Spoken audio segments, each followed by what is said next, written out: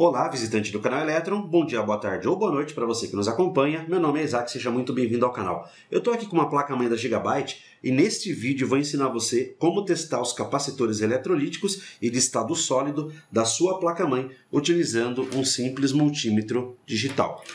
Então nós temos aqui na nossa placa-mãe vários capacitores eletrolíticos e de estado sólido também que alimentam o circuito do processador, circuito da memória, os slots PCI, AGP e assim por diante. Esses capacitores, eles podem apresentar alguns defeitos. Quais são? Capacitor, com a capacitância abaixo do indicado, é quando o capacitor ele perde a capacidade de armazenar as cargas elétricas, capacitor em curto ou em fuga de corrente e capacitor estufado. Quando o capacitor está estufado é mais fácil de você identificar. Você vai notar que ele fica estufado aqui em cima ou embaixo. Vamos lá então, vamos testar esse capacitor eletrolítico aqui. Vamos ver a nossa placa. Está aqui o terminal do nosso capacitor. O nosso multímetro, vamos colocar aqui na escala de diodo, que é essa escala aqui. Então vou mudar aqui para a escala de diodo, que é a escala do BIP. Vou tentar deixar aqui para vocês verem. A minha bateria está um pouco fraca do multímetro, então pode ser que o BIP não fique forte. Vamos lá. Então vamos colocar aqui na escala de diodo e vamos colocar as ponteiras do nosso multímetro aqui no capacitor.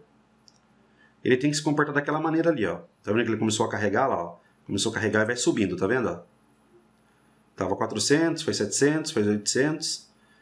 Agora vamos inverter aqui as ponteiras. Ele começa a bipar e começa a subir novamente.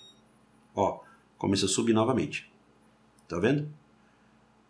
Se eu inverter, ele vai bipar de novo, vai do negativo para o positivo. O que isso significa? Isso significa que o nosso capacitor ele não está com fuga de corrente e ele está carregando e descarregando. Isso já é um bom sinal. Quando você colocar as ponteiras do multímetro e o capacitor ele bipar tanto de um lado quanto do outro e ficar bipando sem parar, tá vendo como eu bipou e parou? Quando você colocar as ponteiras e ele ficar bipando sem parar, ou ele dá um valor igual tanto de um lado quanto de outro, por exemplo, bipou sem parar ou deu um valor de 20 dos dois lados e não subiu nem desceu, você pode desconfiar desse capacitor. E daí qual que é o procedimento? O procedimento é você remover o capacitor da placa para poder testar a capacitância dele para ver se ele não está com a capacitância variada. Então, recapitulando, você vai colocar aqui o multímetro na escala de diodos, que é a escala aqui do BIP,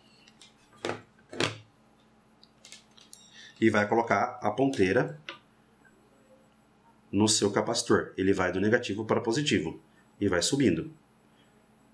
Se você inverter, ele vai fazer o contrário, ele dá um pequeno bip, porque ele está indo do negativo para o positivo, e quando essa resistência aumentar, ele vai subindo essa resistência. Tá vendo? Então, se ele bipar, se você colocar as ponteiras e ele bipar, significa que ele está em curto. E qual que é esse teste que a gente está fazendo? É o teste de fuga, O teste para ver se ele não está em curto ou se ele não está em fuga de corrente.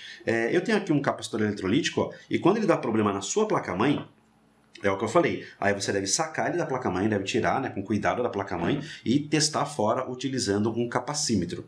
Então temos aqui vários capacitores, capacitores comuns e capacitores de estado sólido.